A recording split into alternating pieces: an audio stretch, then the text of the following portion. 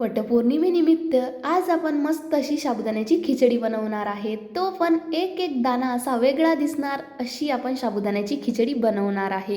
तुम्ही सुद्धा नक्की ट्राय करा आणि सगळ्या महिलांना वटपौर्णिमेच्या खूप खूप शुभेच्छा. तर चला तर जास्त वेळ न घेता आपण पटकन साबुदाणा खिचडीची सुरुवात करूया. कशा प्रकारे बनवल्या जातं आणि कोणतं कोणतं मी साहित्य वापरलेलं आहे. तुम्ही सुद्धा ही रेसिपी नक्की ट्राय करा. तर बघा, मी इथे 2 ते 3 घंटे आधी साबुदाणा भिजत घातलेला होता. साबुदाणा भिजत घालताना तुम्हाला साबुदाण्याच्या वरती पाणी राहणार असं पाणी टाकायचं आहे आणि तुम्ही या ठिकाणी बघू शकता पूर्णपणे साबुदाणा भिजलेला आहे. तर प्रत्येक ठिकाणी असाच साबुदाणा मिळणार असं नाही मंडळी. आमच्याकडे थोडा मोठा मिळतो, तुमच्या साईडनी बारीकसुद्धा मिळू शकतो, तर तुम्ही बारीकसुद्धा यूज केला तरी चालेल. आणि सोबतच घेतलं आहे कढीपत्ता, हिरवी मिरची आणि शेंगदाण्याचं कूट. हे तर खूपच जास्त इम्पॉर्टंट आहे आपल्या साबुदाणा खिचडीमध्ये. तर आमच्याकडे तर खिचडी म्हणत नाही मंडळी, आमच्याकडे याला साबुदाण्याची उसळच म्हणतात. तर माझ्या तोंडात पण उसळच येते, पण मी तुमच्यासाठी आज साबुदाणा खिचडीच म्हणणार आहे.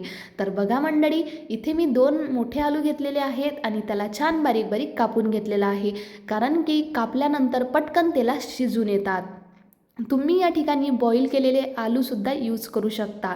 जर तुमच्याकडे टाईम असेल तर तुम्ही बॉईल करा आणि त्यानंतर या खिचडीमध्ये ॲड करा. तर बघा, कढईवर गॅसवर पटकन अशी कढई ठेवली आणि त्यानंतर सुरुवात केलेली आहे. तेल टाकलं, मस्त फ्रेश तेल टाका आणि सोबतच जिरंसुद्धा टाका थोडंसं. खूप साधी आहे मंडळी रेसिपी ही. आमच्याकडे अशाच प्रकारे साबुदाण्याची खिचडी बनवल्या जाते. तुमच्याकडे जर तुम्ही कढीपत्ता जे आहे ते अवॉइड करत असाल साबुदाणा खिचडीमध्ये तर तुम्ही नाही टाकलं तरी चालेल, पण आमच्याकडे टाकतात त्यामुळे आम्ही टाकत आहे.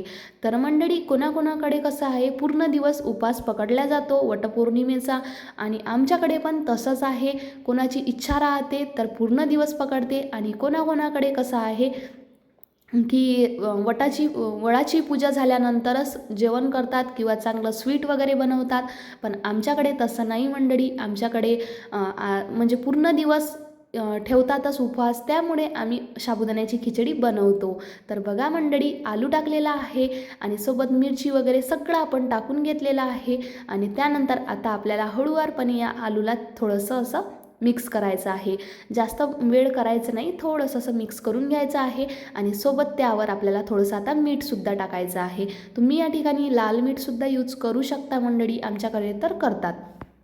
तर बघा, मी साधं मीठ टाकलेलं आहे आणि त्यानंतर थोडंसं मिक्स करून घेत आहे. आता आपल्याला आलू होण्यासाठी 2 ते 3 मिनिट लागणार, कारण की तेलात आलू व्हायला बिलकुल टाईम लागत नाही.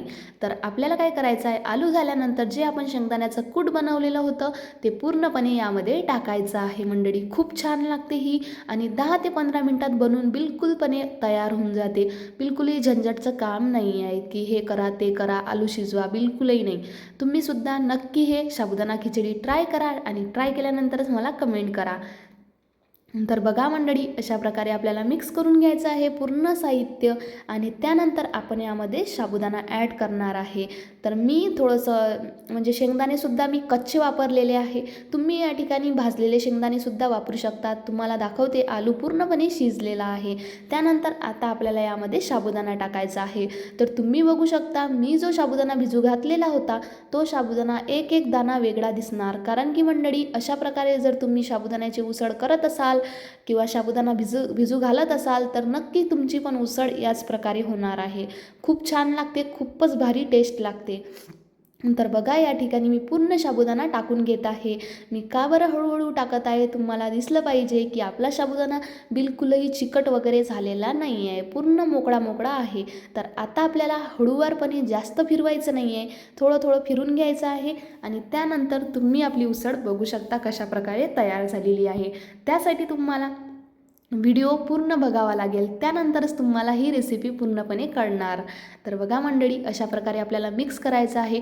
जोही साबुदाण्याचा पांढरेपणा आहे किंवा पांढरा दिसत आहे त्याला पूर्ण छान असं आपल्याला भाजून घ्यायचं आहे. म्हणजेच की असा थोडासा कलर चेंज होईपर्यंत, लालसर कलर होईपर्यंत आपल्याला असं छान असं मिक्स करायचं आहे आणि त्यानंतरच आपला साबुदाणा पूर्णपणे रेडी होणार आहे. जास्त टाईम बिलकुल लागणार नाही, फक्त 5 ते 6 मिनिट.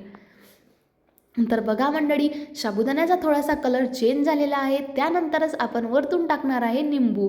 निंबूशिवाय तर बिलकुलच होणारच नाही, कारण की आपण खिचडी बनवत आहोत तर निंबू तर पाहिजेच पाहिजे. निंबू आणि हिरवी मिरची. तर बघा मंडळी, आपण आता थोडंसं निंबूसुद्धा टाकलेलं आहे. मी चवीसाठी थोडंसं वरतून मीठसुद्धा टाकत आहे.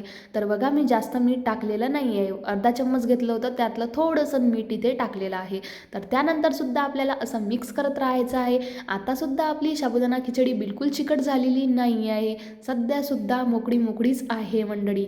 तुम्हीसुद्धा ही रेसिपी नक्की ट्राय करा. आणि तुमच्याकडे जर नॉनस्टिकचा पॅन चांगला असेल, ज्याचं नॉनस्टिक निघत नसेल, त्यातसुद्धा केली तरी चालेल. बिलकुलही चिकटणार नाही.